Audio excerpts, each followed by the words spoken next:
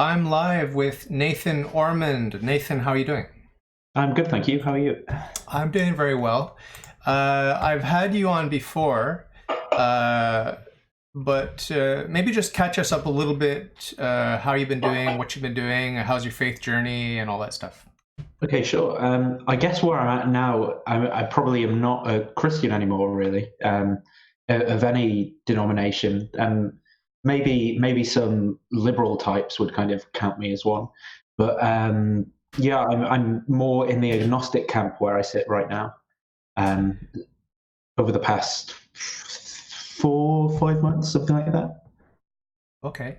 And well, this is bad news for me, but talk me through the journey. What happened?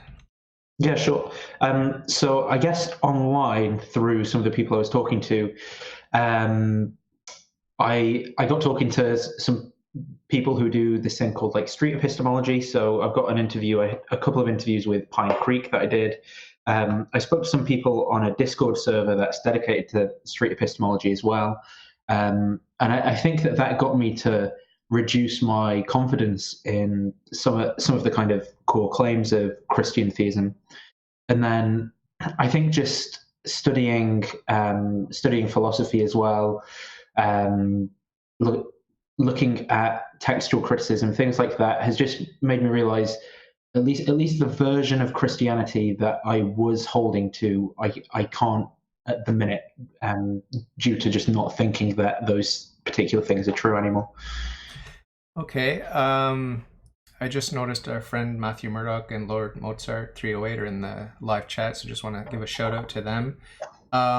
But yeah, so how would you explain your conversion to Christianity and then your fall away in very meta terms, meaning that you're going beyond the arguments, maybe not a purely psychological explanation, but sort of an objective phenomenological description of what exactly do you think happened?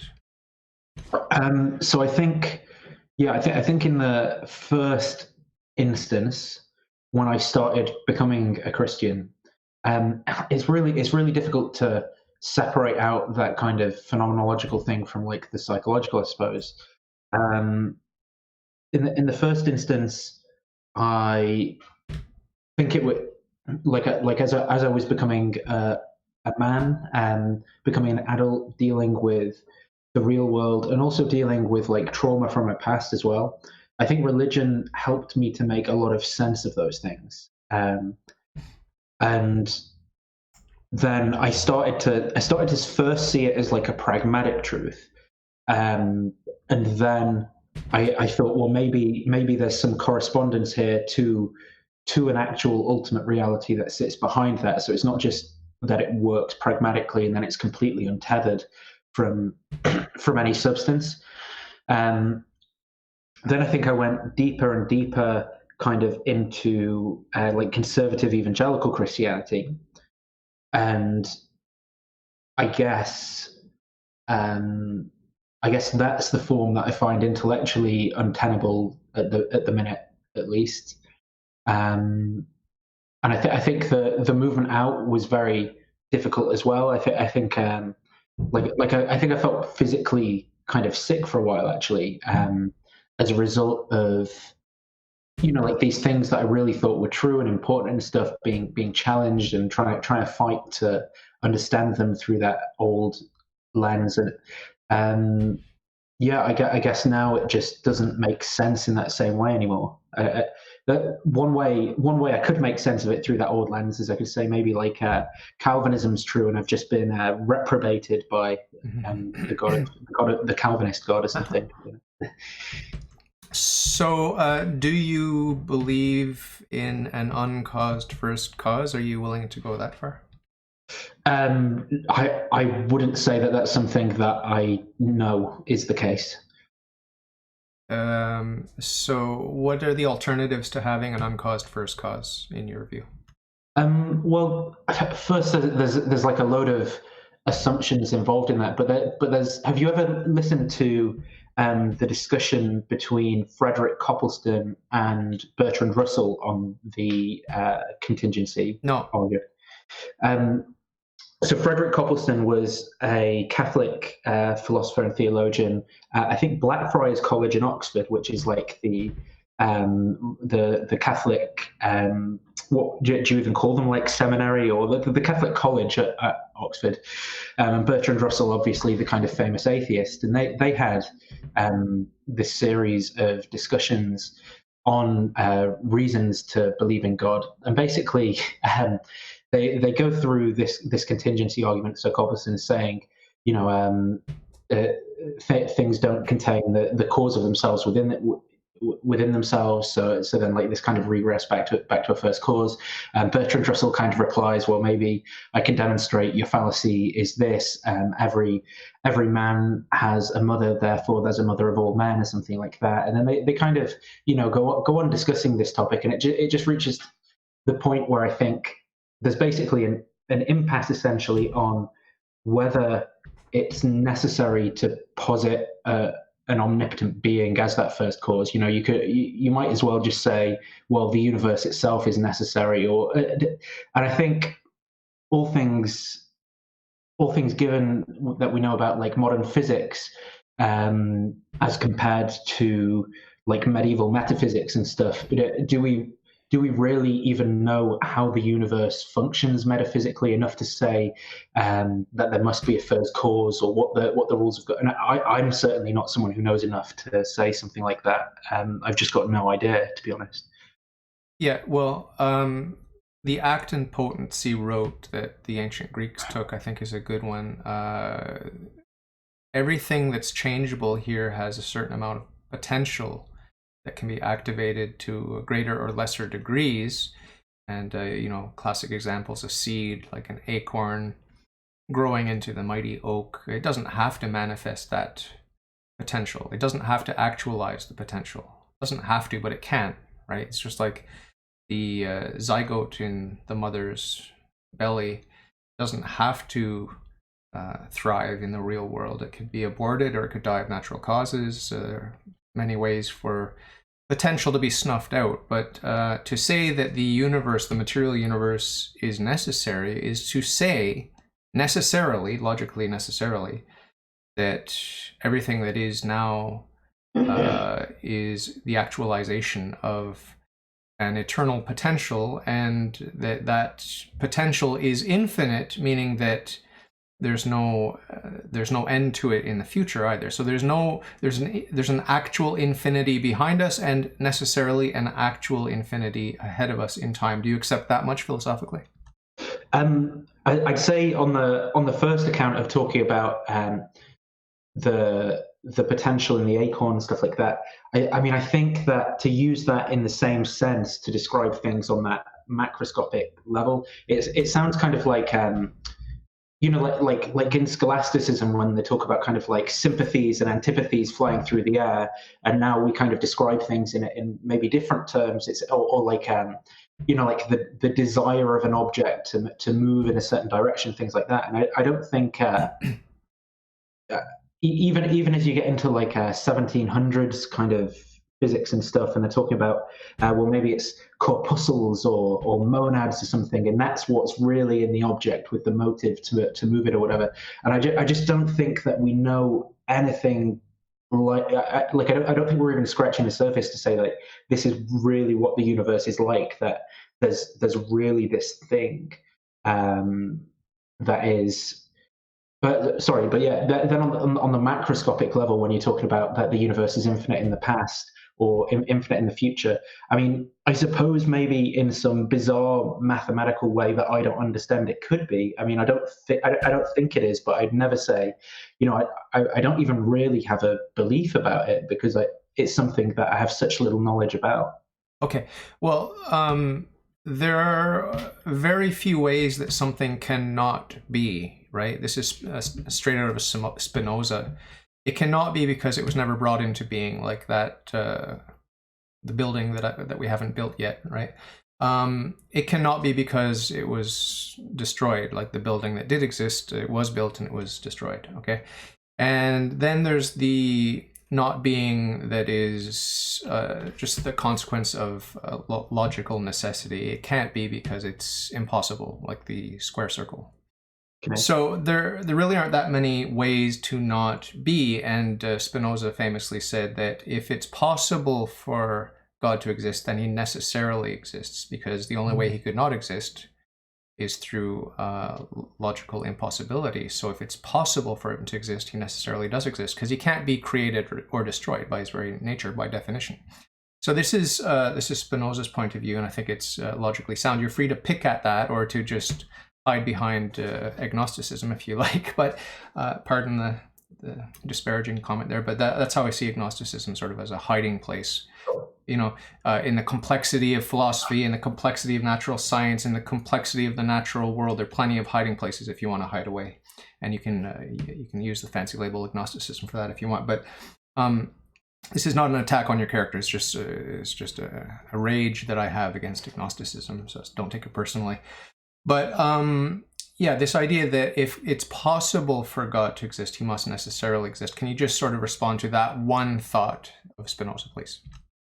And this also sounds kind of like Malcolm's ontological argument, and I think that essentially what this shows is, yeah, if God exists necessarily, but reality still controls whether something exists or not. Like you can't just define something into reality by adding exists to its kind of description.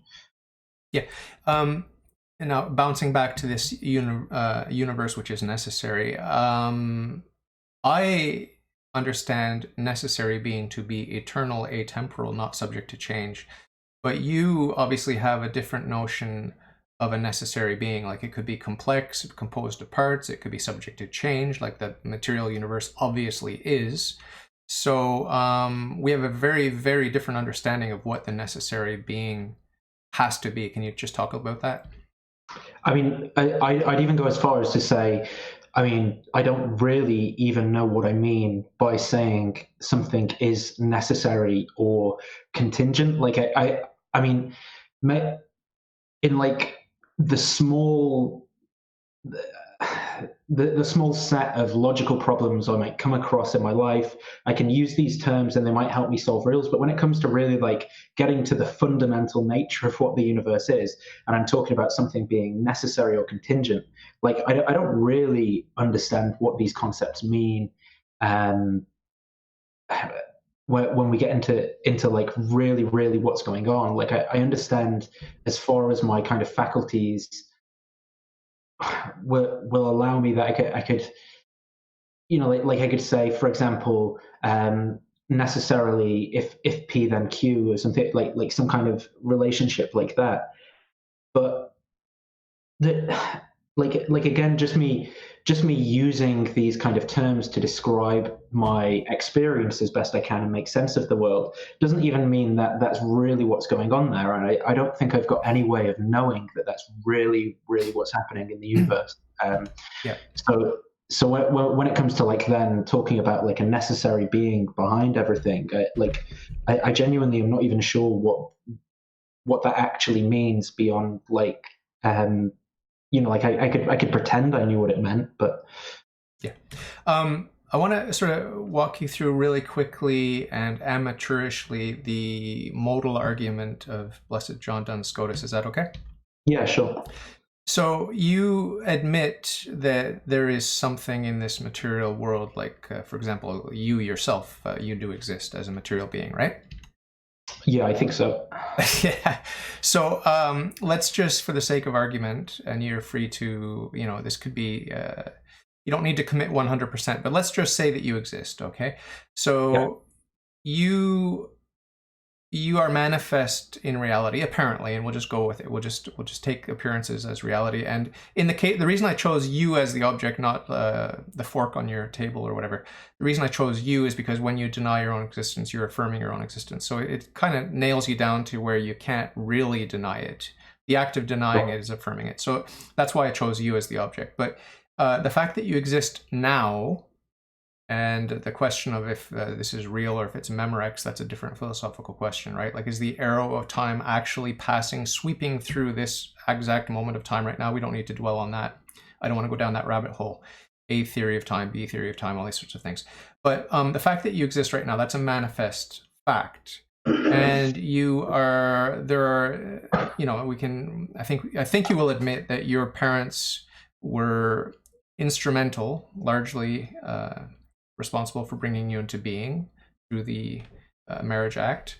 And however that happened, whether it was in a lab or whether it was the old-fashioned way, but you're willing to admit that your parents were causes of your existence, right? Sure. Okay. So,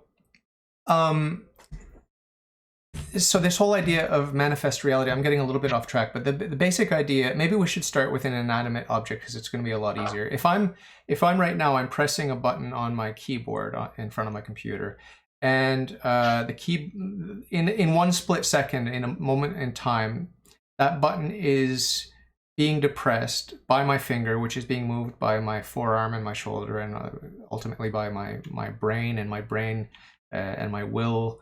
The decision that I made to press this button, okay, consciously or unconsciously, freely or in a way that is not free or that has a limited freedom, doesn't matter, okay. My will or my decision to type causes my finger to depress that particular button at this particular time. So there is within this instant, there's a chain of causality, and it's an essentially ordered series of causes and effects within the moment. And we can disregard any of the temporal stuff that led up to this moment or that follows this moment. We're just dealing with the moment.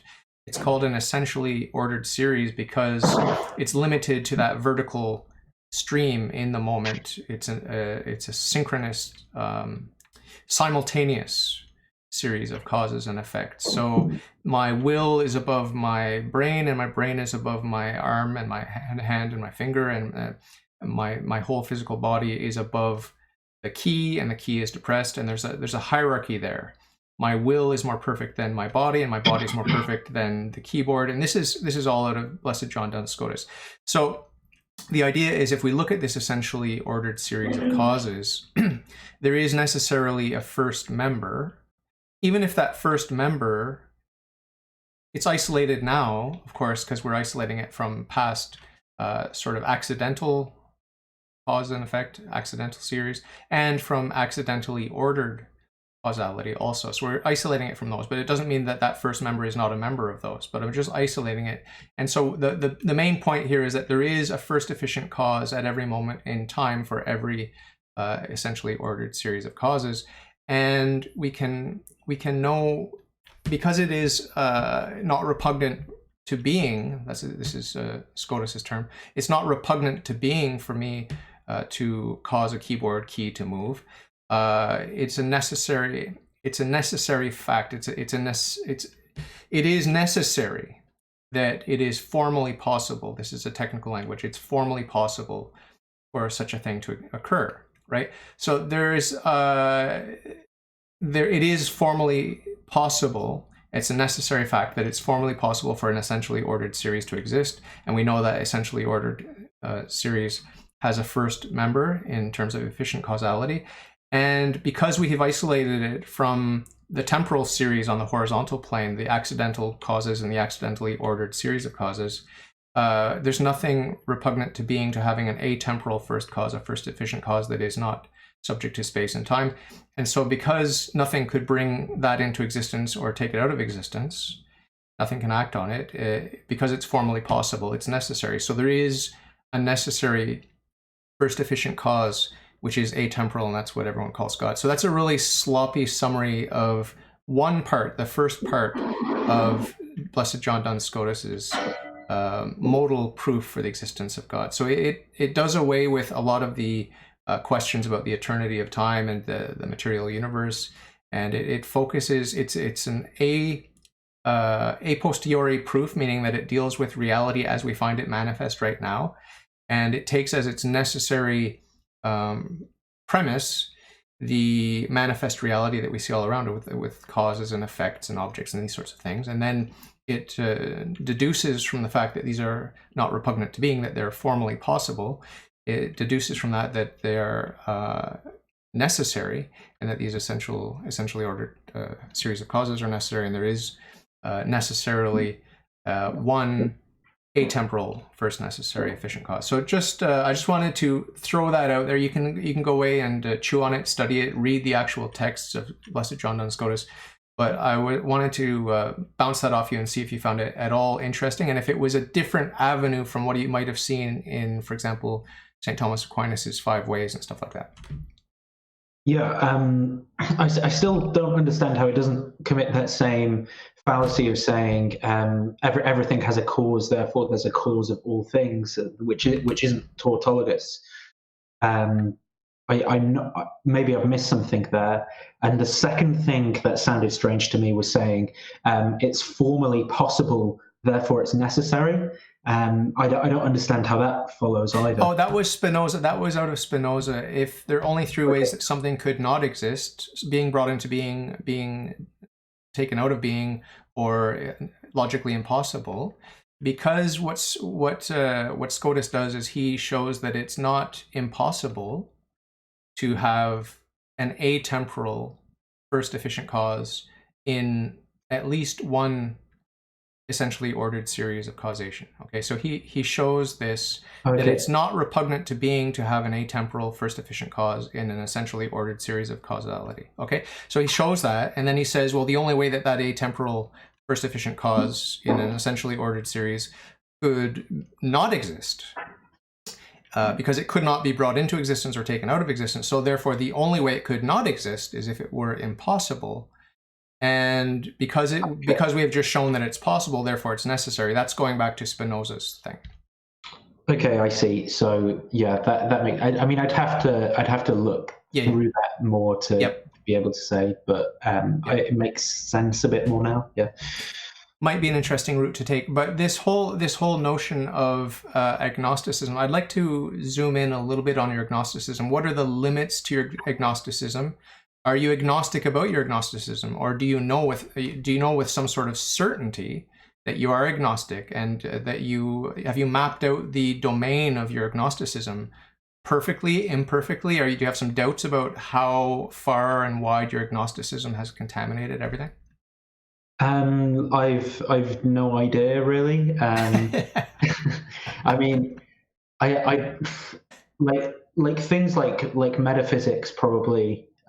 Most of that sort of stuff. Yeah, I don't really know. Okay, coming from the other angle, what are some of the sorts of things you're absolutely 100% certain of, convinced of, like 1 + 1 = 2, for example?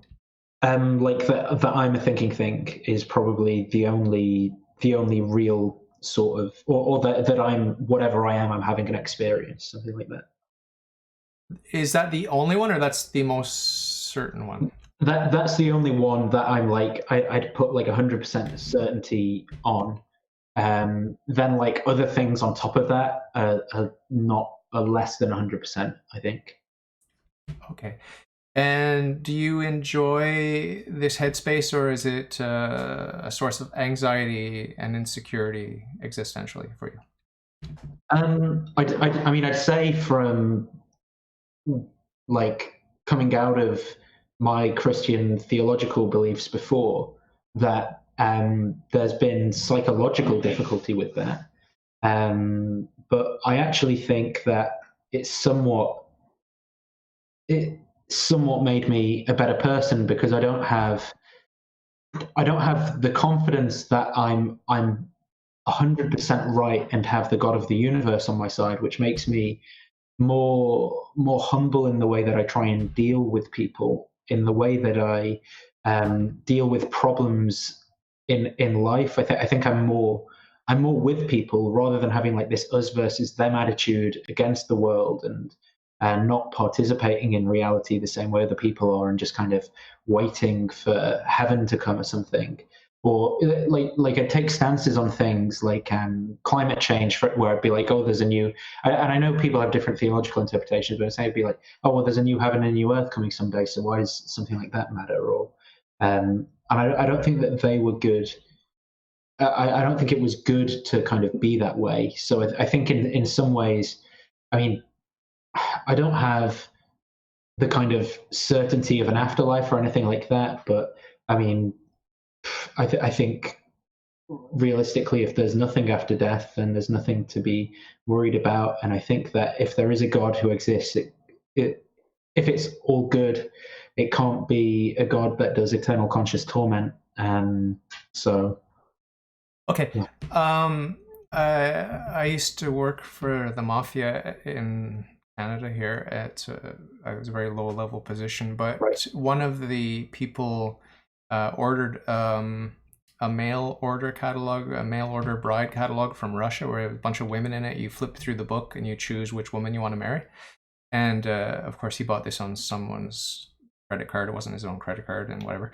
But I looked through the book and I thought, some of these women are hideous, some are attractive, whatever.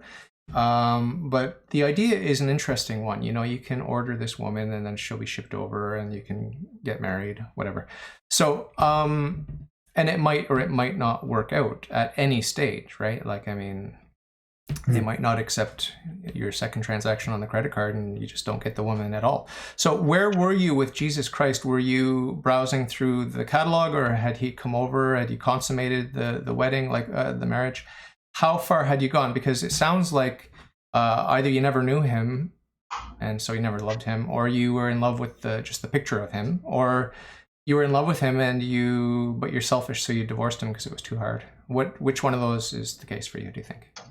I mean, I don't think that they're necessarily even like accurate descriptions of the available options. Like, I mean, if we just take a look at my actions, say going into private and crying and praying for hours and reading entire books of the Bible for hours, I would say like actions like that aren't somewhat, like this is what's very frustrating is what theists want to do because it makes them is you just never really got it like I get it.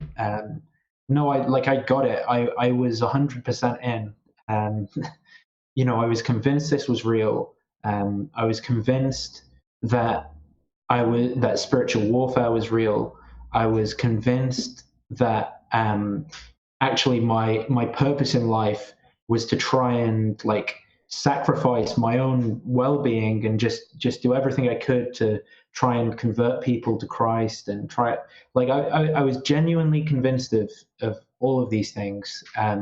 So I think to say I think to say, well, you just kind of didn't get it. You didn't. And then to say, well, to say you didn't know Jesus, well, this is not. If there is such a person there, well, that's not through any lack of trying on my behalf.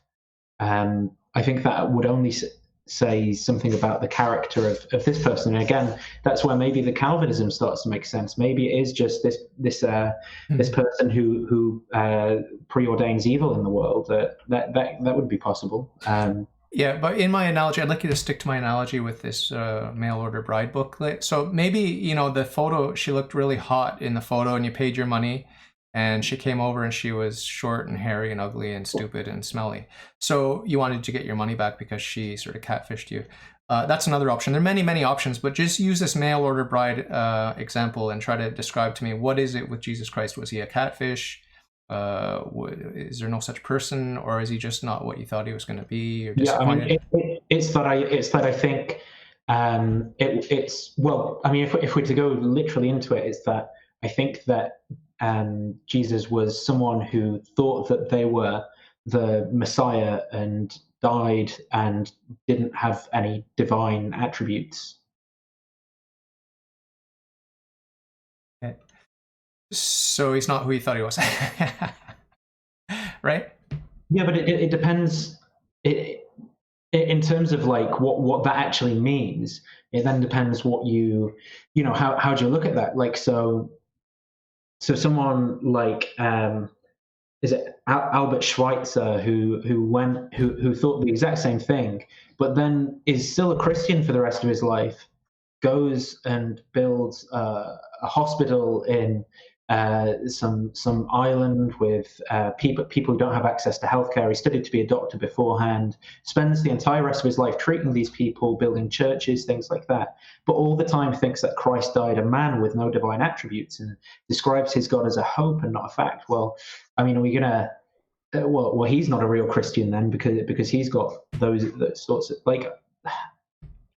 I don't know.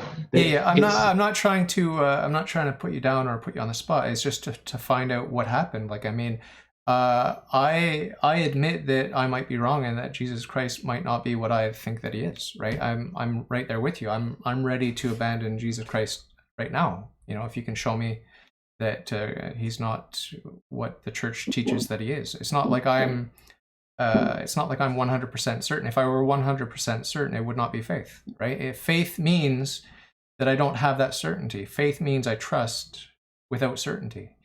I have right. certainty. If I have certainty, I have certainty, and I have certainty in God the Father, but I don't have certainty in the Messiah, the Jewish Messiah. How could I? How could I possibly have certainty in that, other than by the grace of God? You know, I do have a lot of uh, confidence, right? But it falls short of 100% certainty because I'm fallible. I'm fallible. I'm a fallible human being. So I'm not putting myself above you, and I would hope that no theist would put himself above you or put you down for following the truth wherever it leads you. It is going to be disappointing for a Christian to find out that someone rapidly came in and rapidly exited. Obviously, that's disappointing. I'm disappointed. I had no idea about this. But what has the reaction been like? And you said you gave a hint that you've sort of been turned off a little bit by some of the reactions you've had from theists. I don't know if that's in theory or in practice that you've actually experienced negativity, but what's the reaction been from both sides of that theist, non-theist line? Well, I mean, from the non-theist side, I'd say people want to be tribal. So people who are theists want to have their tribe. Atheists want to have their tribe, and I don't like atheism. I I don't like the kind of identity, a lot of the stuff surrounding it. So I've also kind of got it from that end as well, where it's like, well, if you're thinking these things, you have to be an atheist now. Here's how I can define it, so as you are included, and you will hold the propositions that that we hold, kind of as a sect almost. And then I think the tribal reaction from the theist side is, well, you've got this us versus them spiritual warfare worldview thing going on. So to want to make sense of what's gone on with me, well, it's obviously I'm just in love with my sin. It's obviously just this Satan tempting me. It couldn't possibly be that I actually was just following the truth, and there's none of that involved. It has to be. Like that I'm evil and that kind of stuff. Is that the impression you get from me? I think maybe from, was it 2 questions ago, the impression I get is a little bit not of that, but of that you just you never knew Jesus, or you never. But I could be being a bit presumptuous there. But I assume that's maybe what you think of it.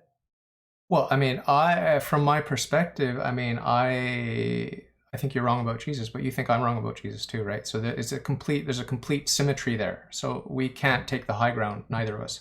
There's a symmetry. You think I'm wrong about Jesus, I think you're wrong about Jesus, right?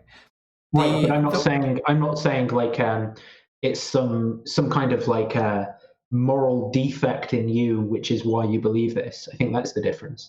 No, I never meant to imply that. I'm sorry if I did. But the reason I presented it in terms of a really shoddy and criminal analogy of a mail order bride catalog is because it is a dirty and messy affair. Our struggle to find the truth, right? Like, I mean, and as I've admitted to you, I might be wrong about Christianity. I mean, I don't have certainty, right? So, Sure. I come across as smug, and that's one of the common, insults that gets hurled at me is that I'm smug, but that's just my Scottish heritage shining through. But no, I mean, I think you should follow the truth wherever it leads, and never, ever, ever, ever, ever, ever pretend to be something you're not just to please people. I mean, that's the fast track to depression right there. You've got to be yourself. You got to be authentic. The image that comes to mind for me is more of a city map, like a street map, where you've got your GPS and your destination's over here and you're over here, and there are all kinds of ways to get to the destination. And people get excited when your car is facing the destination, but there's so many twists and turns on the way, and you might not even end up going there, even if you're headed toward it and you're even right on the same street and it's 2 blocks ahead of you. You might take all kinds of twists and turns and end up going back where you came from. God only knows how this all plays out. But my point here is, with this analogy, with the street map and GPS, is that people are going to get very excited and start cheering whenever you're oriented toward their goal, and they're going to get disappointed and boo when you're oriented any other way. But what we need to do is relax and say that each person's on a journey, and the best we can hope for is authenticity in that journey, that you will listen to your GPS, right? What is your GPS? Well, it's your conscience, and it's the available information, and it's history, and it's philosophy, theology, everything, natural science, everything. We've got everything there to help us, and even fictional stories and the myths and everything. You can use everything. But what we need to do is we need to love and respect each other enough and trust each other enough to give each other space, so that they're not pressured and then making crappy decisions about the most important thing, which is first things, ultimate reality and what's important in life. So yeah, there's no pressure from me whatsoever. Right.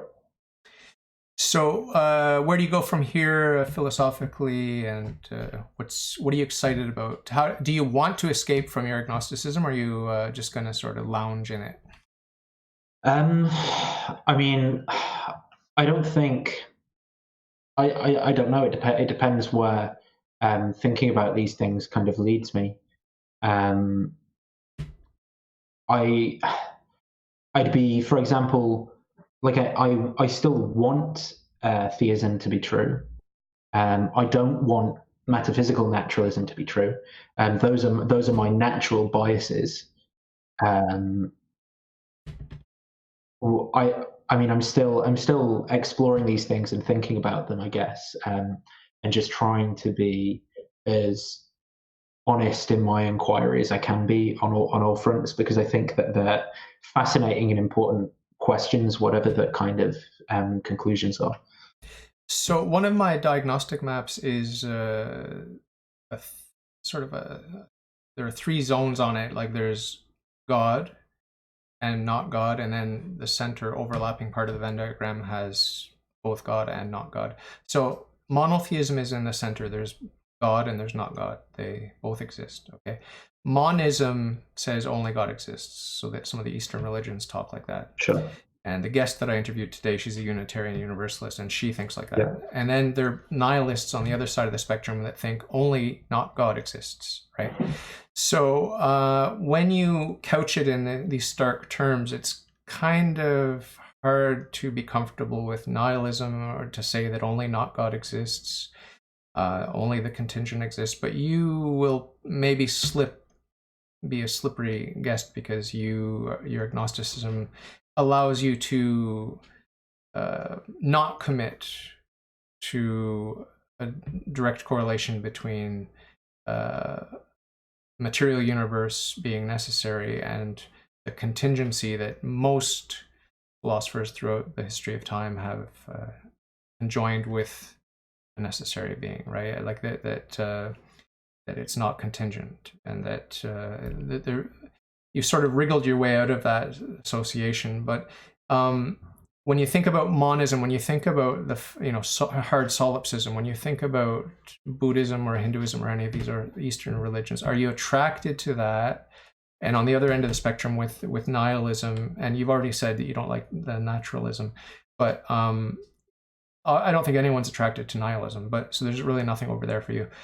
But with the monism, that might be a safe place, a sort of compromise where you could have your God, you could have your theism, but it's a monism. Have you toyed with that idea at all? I mean, like, yeah, I've kind of thought about it. I think I could defend almost any of these positions, but to be truly honest, I don't have any idea as to which one's really true. I mean, like, for example, there are some really appealing things about monism and weird, like going all the way back to Parmenides and Zeno and all those kind of arguments, and then like change and becoming and constant kind of flux. And that, but then like on the naturalist side, again, there's really compelling arguments for say like against there being something special about consciousness, and then you've got like dualism. I could argue for dualism and there being a soul. I could argue from like Plato or Descartes. I think epistemically, and this isn't a metaphysical position, but this is an epistemic position of idealism which I hold, where I'm saying the only things I really know are like my own inner mental world, and then I know the qualia that appear before them. But I have no direct access really to anything else to be Hmm. sure of it. But So, then, yep. yeah, sorry, you go. Oh, you just brought to mind Immanuel Kant. What do you think of his worldview? Yeah, again, interesting, but I don't know enough about it to say that this is definitely the one that's got it right. Like, maybe maybe he has. I'm just not sure. Like for example, I'd be tempted to say, "Oh yeah, this guy really knows what he's talking about." But then you've got, like someone like Riemann comes along, rejects the axiom that parallel lines can't meet, and then Einstein comes along and builds on top of that, and it turns out that Kant's completely wrong about his theory of like space and mathematics and stuff. And then we think, well, if he's wrong on that one, then what about like you start chipping away at the whole thing? Like, how much do we really know about what's going on here? I just am not sure. Yeah. What about existentialism as a sort of comforting place to grapple with your existence, the mystery of it, and the sort of do it yourself. Let's build value. Let's build meaning. Let's build a story. Let's build a self, and let's we can even make virtue ethics if we want to with existentialism. So what do you think of that? I see big Raskolnikov problems with that in myself. Like, Raskolnikov, the main character in Crime and Punishment, who is trying to kind of be the Ubermensch himself, and kind of just ends up murdering someone and becoming bitter and wretched, and eventually a Christian.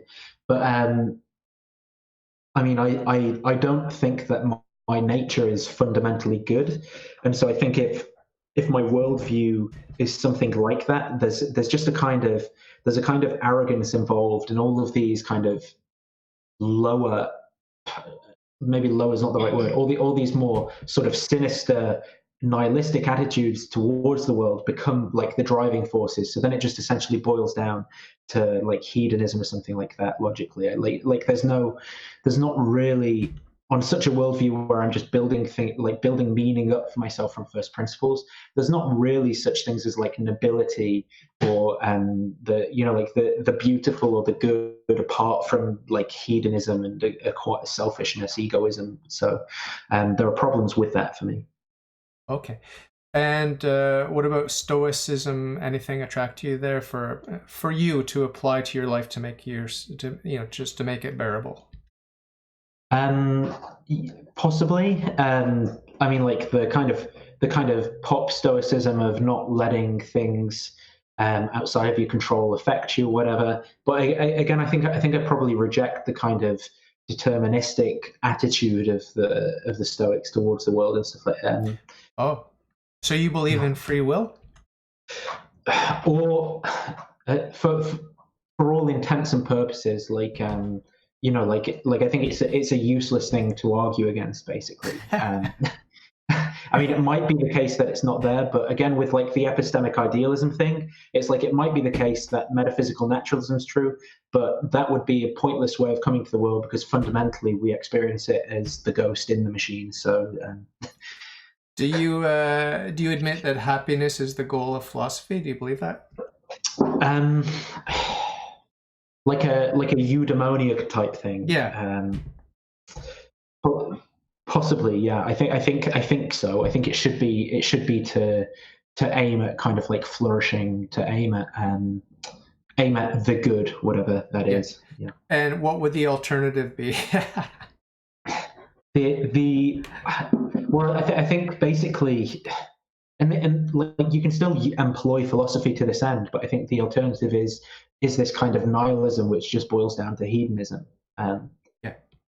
Yeah. But hedonism is kind of fun, isn't it? I mean, you have given yourself a certain amount of license to relax your virtue. You're striving for virtue. You can have a few more cheat days on every single virtue. No.